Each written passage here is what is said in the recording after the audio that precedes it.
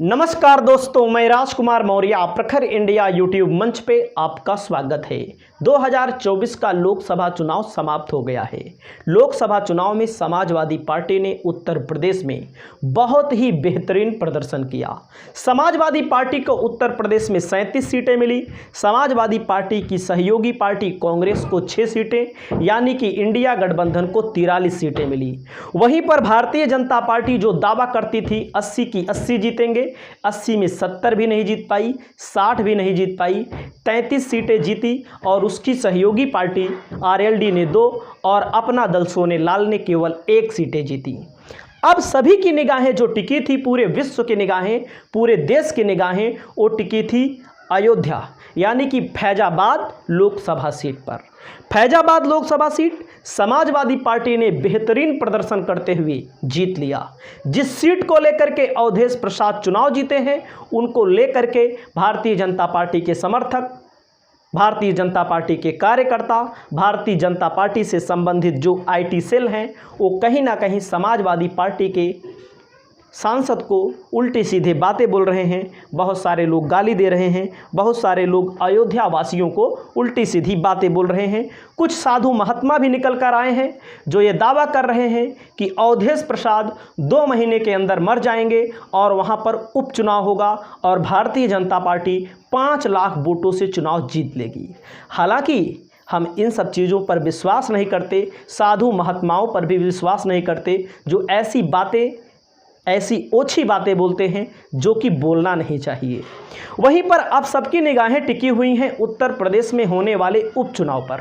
Bharatiya Janata party और Samajwadi party सबको मिला करके ऐसे 9 विधायक हैं जो सांसद बन चुके हैं, जिसमें से सबसे प्रबल नाम आता है अवधेश प्रसाद का।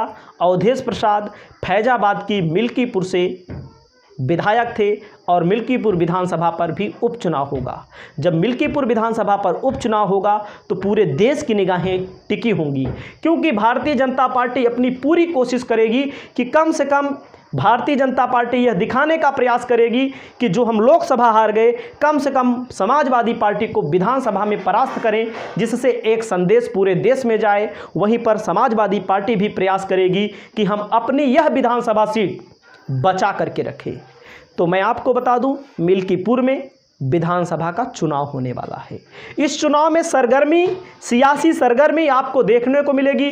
भारतीय जनता पार्टी के बड़े बड़े नेता, विधायक, मंत्री, मुख्यमंत्री, प्रधानमंत्री, गृह मंत्री तक प्रचार करने आ सकते हैं। हालांकि प्रधानमंत्री से उतनी अपेक्षा नहीं है, क्योंकि मुख्यमंत्री तक तो जाएंगे ही। वहीं पर अगर हम बात करते हैं समाजवादी पार्टी की, तो 2022 के चुनाव में समाजवादी पार्टी ने इस सीट को जीता था। 2024 में भी समाजवादी पार्टी को इस मिल्कीपुर विधानसभा सीट पर भारतीय जनता पार्टी को 87,879 वोट मिलते हैं और भारतीय जनता पार्टी के सामने समाजवादी पार्टी को 95,612 वोट मिलते हैं। अवधेश प्रसाद जो लोकसभा का चुनाव जीते हैं, इस विधानसभा में भी उनका वर्चस्व कामयाब रहा। इस विधानसभा चुनाव में भी और इस विधानसभा में भी इनका वर्चस्व कामयाब रहा। बीकापुर की विधानसभा में भारतीय जनता पार्टी को 92,859 वोट मिलते हैं और समाजवादी पार्टी को 1,22,543 वोट मिलते हैं। वहीं पर दरियाबाद में 1,31,277 वोट समाजवादी पार्टी को और भारतीय जनता पार्टी को 1,21,183 वोट मिलते हैं। रुदौली में समाजवादी पार्टी को 1,04,113 वोट और भारतीय जनता पार्टी को 92,410 वोट। और वहीं पर अयोध्या, जिसके अंतर्गत मंदिर आती है, मंदिर में समाजवादी पार्टी को 1,04,000 वोट और भारतीय जनता पार्टी को 1,04,671 वोट मिलते हैं। वहीं पर मैं आपको बता दूं, 5 विधानसभा सीटों में केवल 1 विधानसभा सीट पर भारतीय जनता पार्टी आगे रही, वो अयोध्या में रही। ना तो रुदौली में हारी, मिल्कीपुर में हारी, बीकापुर में हारी और दरियाबाद में हारी। तो अब मैं आपको बता दूं, समाजवादी पार्टी किसे अपना लोकसभा का प्रत्याशी बना सकती है। समाजवादी पार्टी की तरफ से अवधेश प्रसाद के बेटे को टिकट दिया जा सकता है, जिसकी प्रबल संभावना है। अवधेश प्रसाद के बेटे को, लोकसभा जो सांसद बने हैं उनके बेटे को विधानसभा का टिकट दिया जाएगा और एक बार फिर यहाँ पर भिड़ंत देखने को मिलेगी। फैजाबाद की, मिल्कीपुर के अलावा फूलपुर, लोकसभा के अंतर्गत फूलपुर विधानसभा में भी उपचुनाव होना है। गाजियाबाद, मझावन, मीरापुर, अयोध्या की मिल्कीपुर, बड़हल, कटेहरी, कुंदरकी जैसी जगहों पर भी उपचुनाव होना है। आपकी क्या राय है? उपचुनाव कौन जीतेगा? आप अपनी राय बताइए। चैनल पर पहली बार आए हैं तो चैनल को जरूर सब्सक्राइब करिए। नमस्कार।